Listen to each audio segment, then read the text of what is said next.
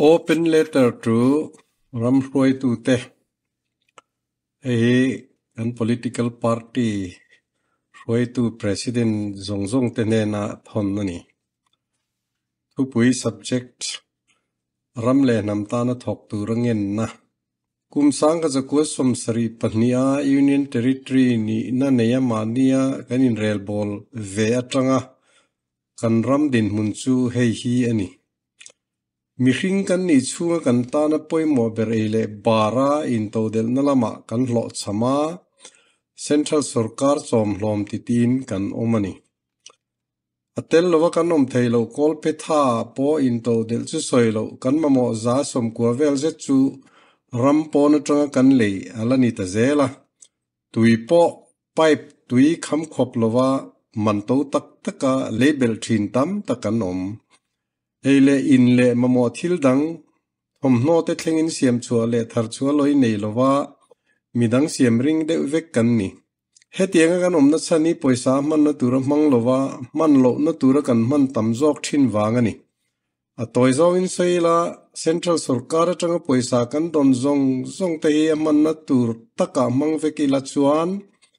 eile bar kol phetha tuile nitin mamo thil dang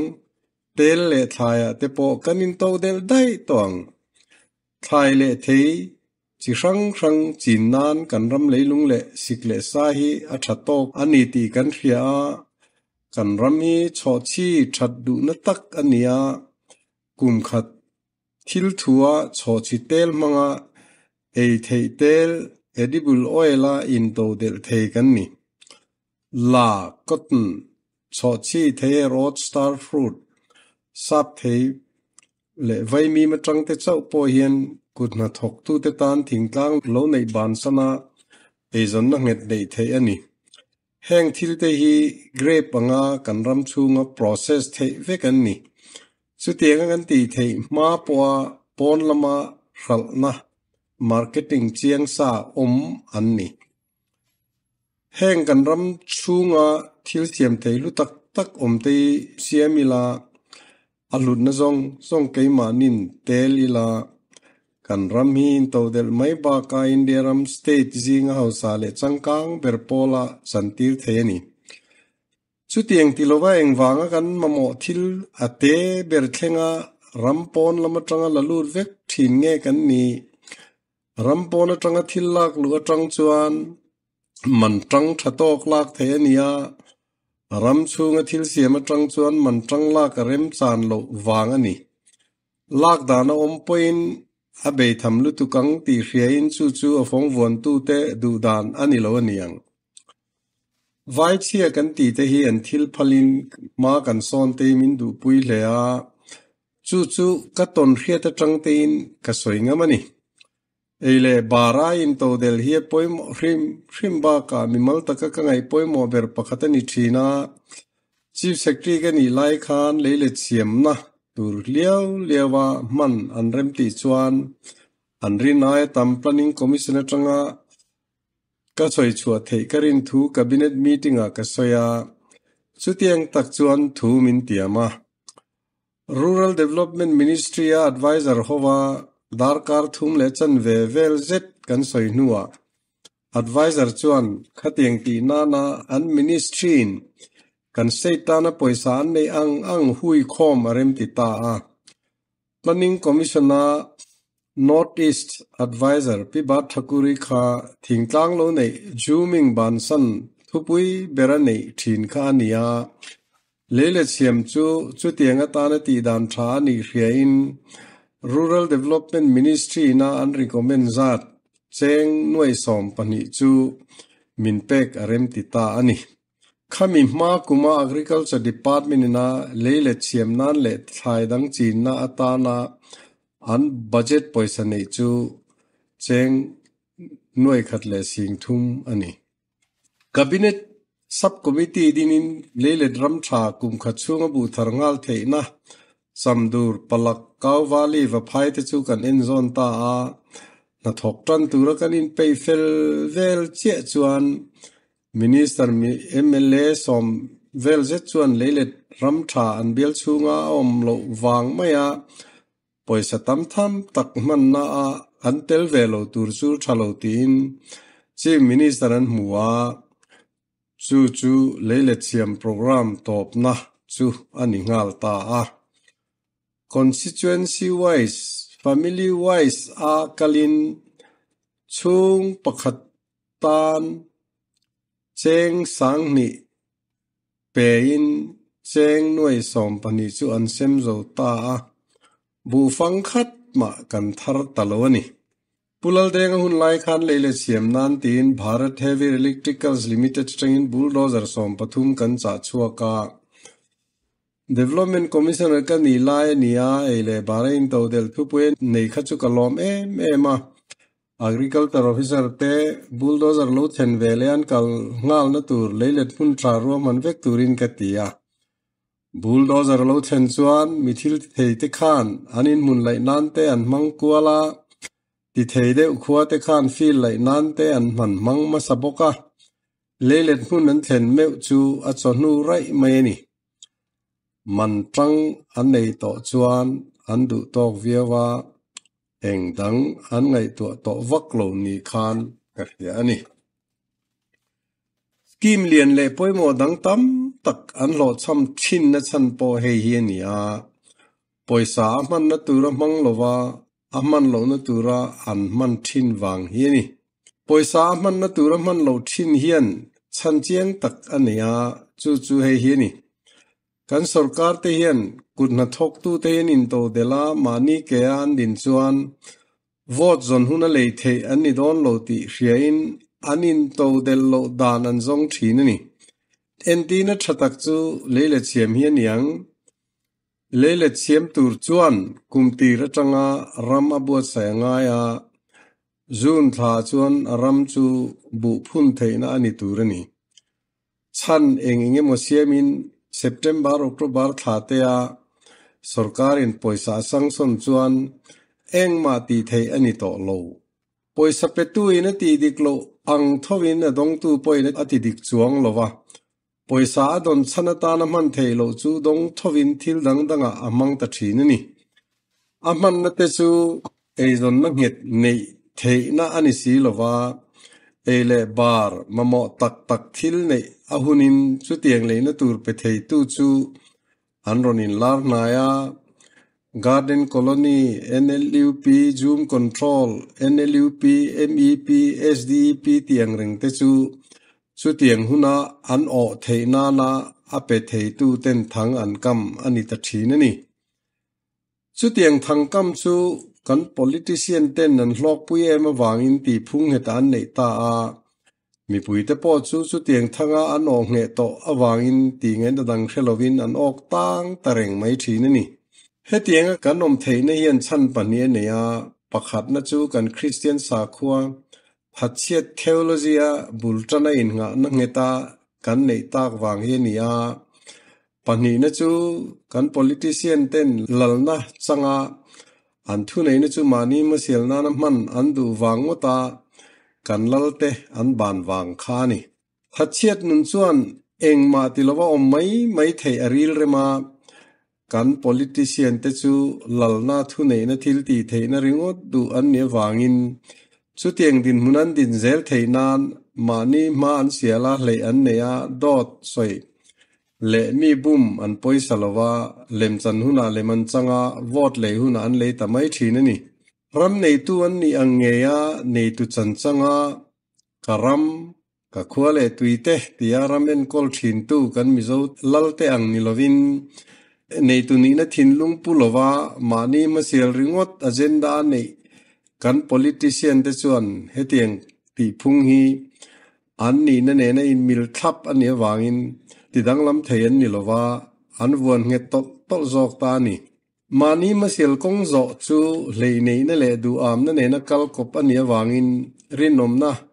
dik na le huai sen na te nen in person ania chu wangin kan politics culture chuan dot soi in bum lem chan le in le chu ti dan langsar beran lo ni ta ni chu tiang kal phung chu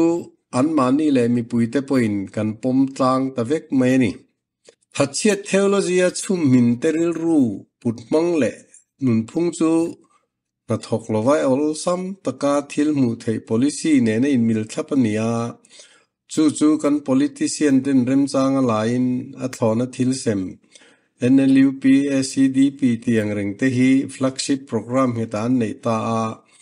kan ko thran ten chan nam na chu rin na wang chawa nei thei ti mai po du tok lova thil ti tel lovin tia annem he thu hi mizo Christian ten thisena bet nge to tlat sia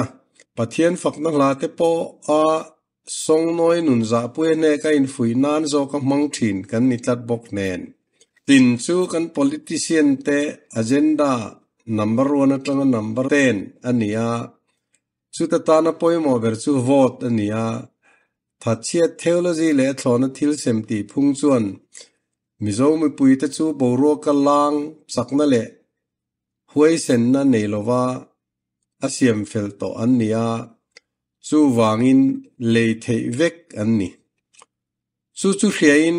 a thei piang te chuan moi lo po thlovin kho eng za na po nei lovin vote leina tur sum an tuak mola restricted tender man sual chu an sum siam na khol man rimber ani me kani hetiang kal phung dik lo wang hian kan ram chuan ma son na dik soi tham ala mulova ma son na ngai thei le mu thei te chu mimal ma son na de vek ani kong pui kan nei sa te po en kol thatan ni lova ani dan tur taka om chuan kong te hi kum som tal dai tur ngai an nia kum khat poral ma kong siam that ngai om fo si le mun then khata chuan fur ruwa voi khat tla ina ati chet mai te an nia wang te in sak te po kum za vel dai tur ngai kum som panga som ni te a an chet thin si hi chuan PW pay hi chuan an budget poisa za some mobak aman na turan manglo nin kan ngai ni mundanga po na thora ataka mu thei chu budget poisa za som ni vel man na ba ka omlo ti chuan kan budget poisa za som riat vel hi chu aman lo na tura man poisa kongbo de feka angai theya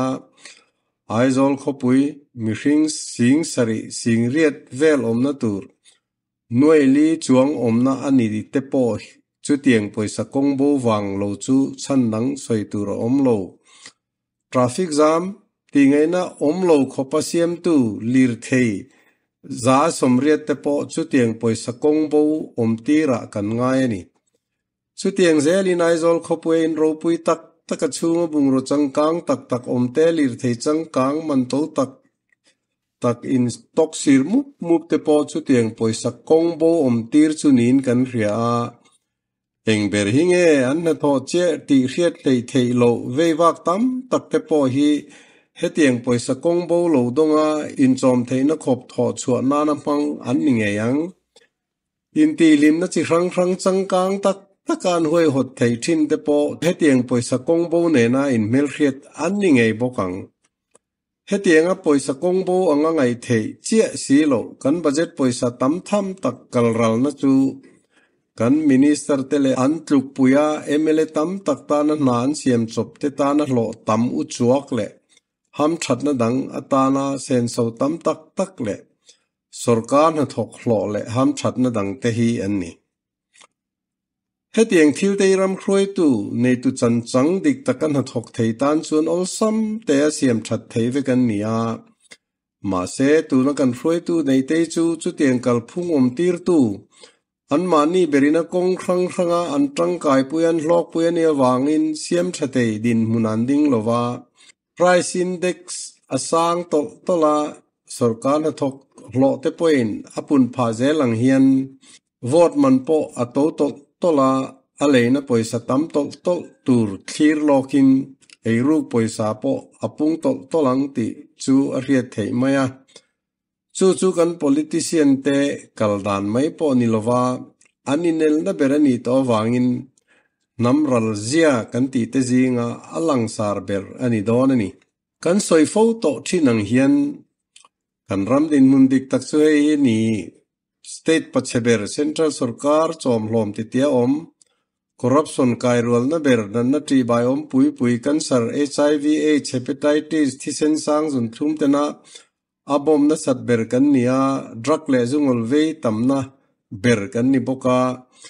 broken family tamna ber chu wanga fahra le homes tamna ber kan nia drug le thil dang tol ruk na sat na ber mun kan nia sual pa ngai ti non sap tonga recidivism tamna ber kan ni lir thei accident tamna ber chu ba ka accident wanga thi tamna ber kan ni heng ba ka hian corruption chi rang le ti dan diklo ramdangan nei velo za emozet chu kan nei bokani hetiang din munading tan chuan miang tura thei top chua tur kan nia ma se chu tianga tan chuan engma kan ti lo in ren chem tak nya po kan tum lo ain ti chang kang zong le ain tlakral zong de hlirin kan lakal zo kani hetianga kan om hi aza tha ka za na chang kan thelo hi aza thak le zualani hetiang hi kan ni na ni chungin sarkar kan niemo political party kan niemo ko ran kan niemo eng pol po ni la hola te studio te thilti khom na kan ne pianga achang kang theyang berzelin kan in rel bola ain tlakral zong in kan in tui tu bok thin hetiang nga kan tia kan om thin hi kan ni na ne na in mil lo top so ak ar on chang ton an ti ang ani awangin in siam that kan mamo mani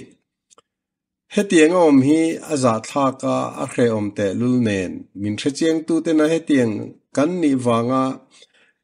min ngai ne pa min noi enani ti han hriata han mu phei chuan aza tha kin a khe om le zualani chu tiang kan ni na chu tam tak mu tu ro oma governor ni na pek tak lowa central sarkar ina ngai om chun kan ni chau po hian thutam tak asoyani kalphung pa ngaya kal chuan kan ram le kan politics siam that ngai na om lo khopa mu mal lo le bol hloni ti tur satak tak an chep chu te chu ti aloi om le manglo de veka an chang thin politics kan kalphung pa ngai chu kan soitong khian tlin ngai poimo bera ne nia in than na tlin nan chon suma poimo a kandine ni tura poimo ma sa chu sum nei ania chu tiang deu bok chuan vuale wang nei tamatul boka ko thon le khotlang thila in mang mi ni poimo boka thu sai thiam atul huna dot po sai thiam mai ni te po ngai zel boka lem san huna lem san thiam ni atul le bok atlang kom nan in le ahuna le thei ni chu ti mak mo ni ram le nam ta na tho du tak chu ta ta na in pumpe ka ri thei te po huam ni lam chu optional paper a po atling phalo ni mizo te nam fing tak kan nia pi le pu te huna khan an fin na te chu ram le nam khotlang that na tur ngai tu chua ti nan an lo mang thina in kai hruai na chanhuaya hruai tu tha kai hruai na in nam rin nom nam taima nam tlom ngai nam huai sen nam in to del kan ni thina zo nun moi par vul na hun ani tuna chuan hruai tu tling lo hnuaya in kai hruai na mu mal lo na kan fin na te chu thil thalo ngai tua chuan nan le ti nan de vek kan mang ta a chu wanga chom hlom ti tia oma tharau thiang lim har na chen chil nilowa corruption chen chil lo ni ta hi kan ni kan hruai tu sarkar na lo chang to thin te hian an kalphung pa ngai hi an ti dang lam thei arin om lowa party dang te po hetiang kalphung pa ngai kan soi tak kalphung nei de vek bokan nia lo sarkar po ni se dang lam na tak an nei rin har sa in siam that na kong om chun chu sap tonga recall anti in ko kir thei na dan siam hi ni chu tiang dana chuan sarkarin an thu tiam kum khat chu ngan ti thin lo chuan mi pui pung khomin vote la a za som nga in thalo an ti chuan recall ko kir ban tir thei an ni ti na ni chu tiang bok chuanin an thu tiang poi mo zol kum khachunga taka chantir lo ni chuan chu tiang thil khen na bil tu mla chu recall anianga sarkar ina ti tura chep chua rampum ho pati lo ani chuan ruling party mla zongzong recall an niang assembly session nei le masebera recall bill putlu ni se pas ngal ni ro se chu tiang ti ani lo chuan in thlan le a chuan MNF party candidate te chu thlan tlak lo wangai tur an niang sa khwain in siam that amamo changa reformation te om thinang hian kan sarkar kalphung hian siam that amamo ti hi hairual lo chiang ani awangin hetiang thu te hi kan han soin hetiang rotna te hi kan ron siam ani mizo kan nia kan mizo nam hi kan mangaya nam dang chunga kan leng ani em lo poin an tluk puital ni chu kan du ani ral mai lova ram le nam chang kang le za om kan ni thei na na be bui thak bultan tu ni turin kanan som cheu ani